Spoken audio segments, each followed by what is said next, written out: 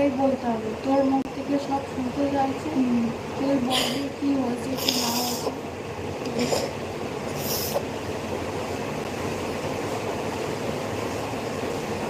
কিছু কথা কি ক্লিয়ার আসছে? একটু এসএমএস করে জানা। 9 তারিখে অ্যাক্সিডেন্ট হয়েছে। 9 তারিখে ও অফিসে গেছিল, সকালবেলা অফিসে গেছিল। অফিস থেকে ফেরার পথে আমাকে কল করেছিল 6টার সময়। যখন বেরায় তখন বলেছিল যে আমি আসছি। तখন बोला बहुत बारिश पड़ रही है, मैं थोड़ा रुक रुक के आ रही हूँ। मैं बोला ठीक है कोई बात नहीं, लेट हुए तो हुए लेकिन थोड़ा ध्यान से आराम से आना। बोला ठीक है। फिर मुझे बोला तेरे लिए क्या लेके आओ। मैं बोला कुछ नहीं, उसके पास पैसा कम था बोल के मैं बोला कुछ नहीं। वो बोला नहीं रूपा बोल ना, मुझे बहुत अच्छा लगता है तू कुछ बोलती है खाने के लिए, तो मुझे बहुत अच्छा लगता है। बोला कि आइसक्रीम लेके आओ। मैं बोला नहीं तो थोड़ा चाउमीन लेके आ। फिर थोड़ी देर बाद मैं नीचे गया, वो खिचड़ी खाने का मन कर रहे थे उस दिन। সকালবেলা অফিসে যাওয়ার সময় আমাকে বলেছিল যে রূপা তোর হাতের খিচুড়ি বানাবি, তুই খুব ভালো বানাস ঝোল খিচুড়ি। আমি বললাম ঠিক আছে। পরে আবার ফোন করলো, ফোন করে বললো যে চাউমিন নিচ্ছি। আমি তখন খিচুড়ি করতে গিয়ে দেখি সোমা চাউমিন করছে। আমি বললাম চাউমিন আনতে হবে না।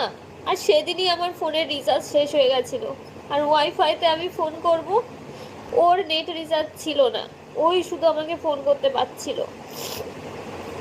তারপর ওকে বললাম যে চাউমিন আনতে হবে না, সোমা চাউমিন বানাচ্ছে, আমি খিচুড়ি করেছি তোর জন্য।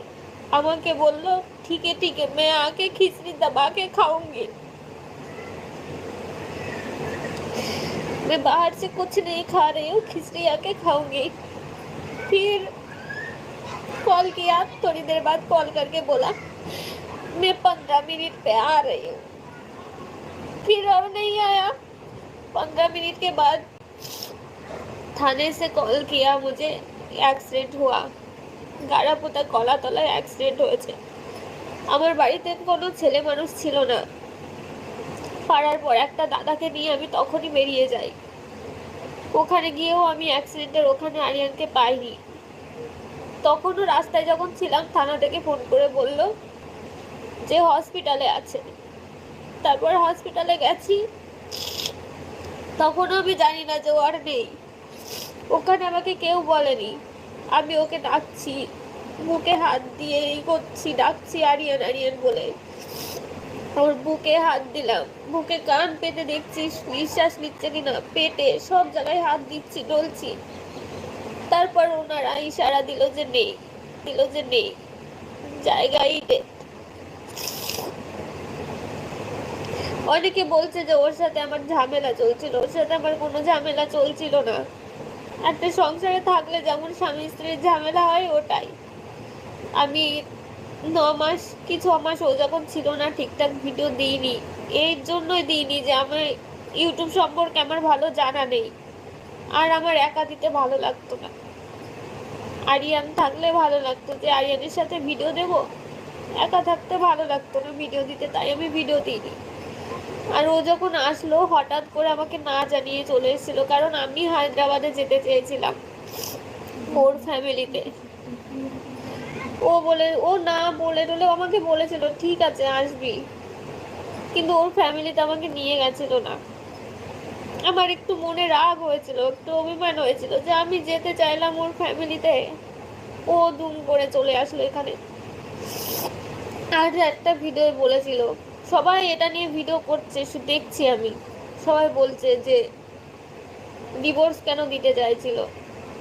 ও যা ইনকাম করতো, সবাইকে হেল্প করতো, সবাইকে হেল্প করলে তো হবে না। যাদের হেল্প করেছে তারা এখন কোথায়? কই কেউ তো আসছে না। যাদের হেল্প করেছে কেউ তো ফোন করেও শুনছে না।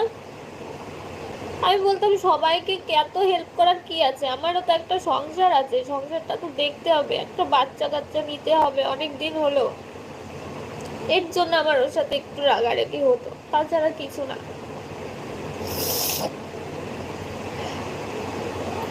আর আবার বলছো জ্যোতিষীর কাছে গেছিলাম, ওকে আংটিও দেওয়া হয়েছিল। তোমরা সবাই দেখছো যে জ্যোতিষীর ভিডিওটা ওর অ্যাক্সিডেন্টেড ছিল 2024-এ, তার জন্য আমি কিছু করেছি কিনা। তোমরা এটা দেখতে পাচ্ছ না যে ওর জন্য আমি আংটি নিয়েছিলাম, আংটিটা তারপর কি হলো, সব ভিডিও আছে। তো আর একজন মহিলা আজকে একটা ভিডিও করেছে, ওনার ভিডিওটা দেখেই আমি আজকে লাইভ আসতে বাধ্য হলাম।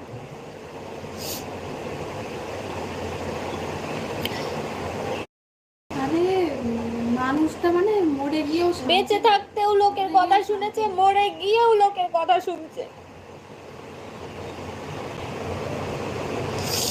অনেকে বলছে আমার ভিডিও আপলোড হচ্ছে, আমার ফেক আইডি আছে ইউটিউবে। আপনারা ভালো করে দেখুন, আমার এই দুটো চ্যানেল ইউটিউবে। ইনি যে ভিডিও করেছে,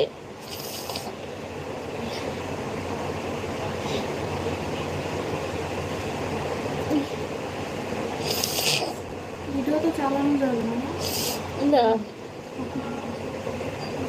প্রতিবাদী তন্দ্রা, ইনি একটা ভিডিও করেছে, প্রতিবাদী তন্দ্রা বলে নাম, প্রতিবাদী তন্দ্রা। জানি না ইনি কোথায় কি দেখেছে। আমার ফেক আইডি এই যে, এটা হচ্ছে আমার ফেক আইডি, রুম্পা.আরিয়ান, এটা হচ্ছে আমার ফেক আইডি। এটা থেকে ভিডিও পোস্ট হচ্ছে, আমার আইডি থেকে কোনো ভিডিও পোস্ট হচ্ছে না।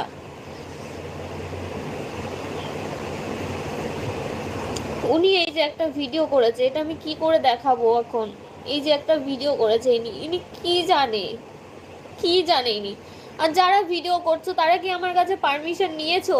জিমেলে মেসেজ করতে পারতে তোমরা যে দিদি কি হলো না হলো, আমার কাছে ডাইরেক্ট মেসেজ করতে পারতে। তোমরা মেসেজ না করে তোমরা তোমাদের মতো ভিডিও বানিয়ে যাচ্ছ। আরিয়ান কখনো এইগুলো পছন্দ করতো না। আমি কমিউনিটি পোস্ট কেন ডিলিট করেছি, সবার প্রশ্ন যে আমি কমিউনিটি পোস্ট কেন ডিলিট করেছি, ওটাতে সবাই কমেন্ট করছে যে আমি বোনের সংসার ভেঙেছি, তার জন্য কর্মের ফল। ও বলুক আমি কি ওর সংসার ভেঙেছি? তাহলে এরকম কমেন্ট যদি আসে, আমি কমিউনিটি পোস্ট কেন ডিলিট করব না? যে একটা মানুষ মারা গেছে তারপরেও এই কথাগুলো বলছে।